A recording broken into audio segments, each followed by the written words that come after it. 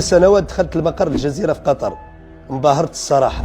بناية كبيرة، آلية تصوير متطورة بزاف، وجيش من الصحفيين، ولكن اللي دهشني أكثر أن جل هاد الصحفيين مغاربة. تصوروا أنه في الممر داخل مقر الجزيرة كنلقى مغربي يا قدام الحاسوب يا وراء شي كاميرا، يعني اللي هاز الجزيرة هما المغاربة.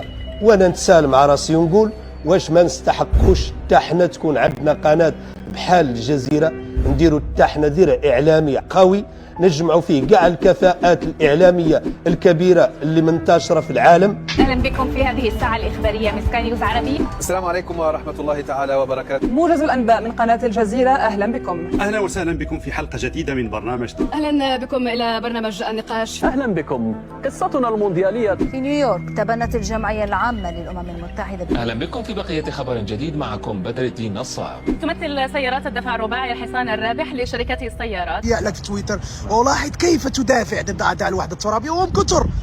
لا نريد أن نسمي مكان أوطانهم، لكن أنت مدافع شرس. ما ردك على هؤلاء؟ أنا أعتقد أنه كل صحفي مغربي، كل مثقف مغربي، كل في مجال تخصصه يجب أن يتصدى الآن وليس غدا.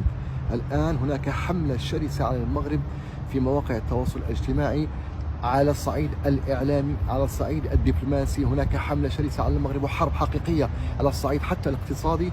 الآن واجب علينا، هذا فرض عين أعتبره على كل من يحمل قلم، كل في مجاله وتخصصه، أن يقدم ما يستحقه الوطن، أن يظهر وفاءه وإخلاصه لهذا الوطن الحبيب الغالي علينا جميعا، سواء كنا مقيمين في المغرب أو خارج المغرب. يجب على كل مواطن مغربي أن يكون له بصمة، أن يترك أيضا أثره، وأن يقوم بواجبه تجاه وطنه وشعبه. لماذا هذا العداء أو الحسد كما نسميه؟ أنا لا لو أدخل في نفسيات الآخرين.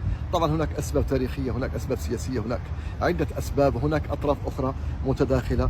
ليس هناك طرف واحد يمكن أن نصفه بالخصم أو العدو. هناك طبعا خصوم الوحدة الترابية معروفين، لكن هناك آخرون يلعبون وراء الستار ويتخذون هؤلاء كماريونيت يحركونهم لأسباب خاصة بهم، خاصة الآن مع دخول المغرب بشكل قوي الآن في الساحة الإفريقية، ومع الاستثمارات المغربية في إفريقيا، مع كذلك التوجه العام لدى الرأي العام المغربي نحو اعتماد اللغة الإنجليزية كلغة ثانية، وبالتالي كل شيء متوقع من هؤلاء. ونحن بإذن الله ماضون، نحن أمة عريقة، نحن أمة قوية، نحن أمة لها أثرها في التاريخ وليست أمة حديثة. نحن شعب عريق، نعي أين نتجه وما هي بوصلتنا، وبالتالي لا يخشى على المغرب حبيب ولا على الشعب المغربي الأصيل. إن شاء الله بإذن الله. قطر استعملت الجزيرة كوسيلة ضغط تفوق قوة بعض الجيوش أحيانا، وتركيا استخدمت الإعلام كقوة ناعمة غزات بها المنطقة كلها. واش ما نقدروش حتى نحنا زعما ننافسوا هذه الدول إعلاميا ويكون عندنا نفوذ خارج المعاقل الكلاسيكية المعروفة؟ إلا كان غير على الفلوس فراه كنخسروا بزاف ديال المليارات على القنوات العمومية دون نتيجة تذكر. هاد القنوات كنعطوها الفلوس ديال المغاربة ومن الضرائب ديال المغاربة باش هي تسوق للأسف لتركيا والسياحة التركية واللغة التركية. مليارات ديال المليارات خسرات على هاد القنوات، والنتيجة للأسف راكم كتشوفوها بلا ما تحتاج لا لشرح ولا لتحليل. موجب هذا الكلام هو طرد الصحفي المغربي ناصر عبد الصمد بعد دفاعه عن المغرب والمغربيات. أنا لا ألوم الجزيرة، بل ألوم إعلامنا اللي ما قدرش يحتوي أبنائه وما يخليهمش عرضة للخارج والبرانيين يديروا فيهم اللي بغاو. أي واحد كان في محل السي عبد الصمد غادي يدير هذا الشيء اللي دار. لماذا؟ لأنه شرف المغربيات من شرفنا، وسمعة بلادنا لازم ندافعوا عليها، والإنسان كيقولوا كيموت على عرضه ولا على بلاده، ونحن ما نقبلوا كلمة فينا، لأنه كما كنقولوا بالحسانية ضحكة فينا ما تضحك. وحد يمس شرف المغربيات ولا يمس شرف نسائنا، لأنهم أمهاتنا وزوجاتنا وبناتنا وأخواتنا، وهما العالم بالنسبة لنا. ما نقدوا إلا نقولوا فيه ما قالوا عبد الصمد وأكثر. واليوم هي هذا الشيء اللي تقال واللي كيتروج له آلة إعلامية نعرفوها ونعرفوا عدائها. اليوم هي يطرح لنا تساؤل مهم جدا، هو على أنه نحن في عصر الإعلام القوي، وفي عصر اليوماتيه خاصنا نرتبوا فيه الاولويات ديالنا، ومن بين الاولويات على انه خاصنا نقطعوا مع هذه القنوات اللي عندنا ديال القطب العمومي الضعيفه جدا، واللي نص المغاربه ما يتفرجوا كاع فيها، واللي لا تشارك لا في نقاش عمومي ولا تجيب لنا لا مفكرين ولا مبدعين ولا رجال الدوله اللي قدروا يناقشوا لنا المشاكل الاجتماعيه والاقتصاديه والسياسيه اللي كاينه في البلاد ديالنا، ويخلقوا لنا نقاش عمومي ويخرجوا بينا من هذه التفاهه اليوماتيه اللي كيسوقوها لنا، سواء تفاهه مستورده او تفاهه محليه نشوفوها في رمضان وفي غير رمضان. كنقولها وكنعاود نكررها، اليوماتيه محتاجين لترتيب الاولويات، ومحتاجين كنقولها دائما هو اش بغينا.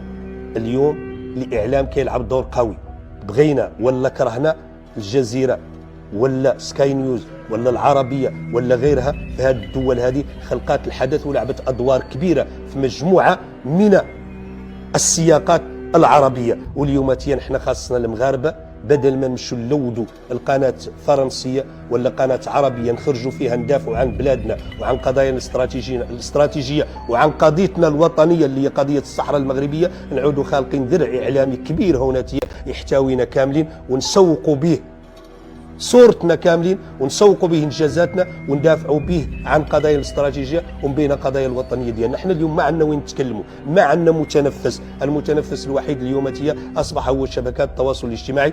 جميع يعني الوسائط الاجتماعيه اللي كاينه على الواقع، لا نقابات لا برلمان لا مؤسسات يعني نقابات ولا غيرها ولا حتى الجامعات ماتت ودفنت للاسف، ولا تقوم بالدور الكبير، وما كيلقاش فيها الانسان نفسه باش يعبر عن ارائه وباش يدافع عن قضاياه، لانه ملزم بمجموعه من الضوابط اللي ما تخليه قد يتكلم. واليوماتيه كنجاوبوا كنقولوا على انه اللي كيقول على انه نحن نتكلموا غير هون ما كنتكلموش في البرلمان، فكنقولوا على البرلمان راه فيه ضوابط، ماشي غير اجي وتكلم، راه كاين ضوابط تحكمنا جميعا.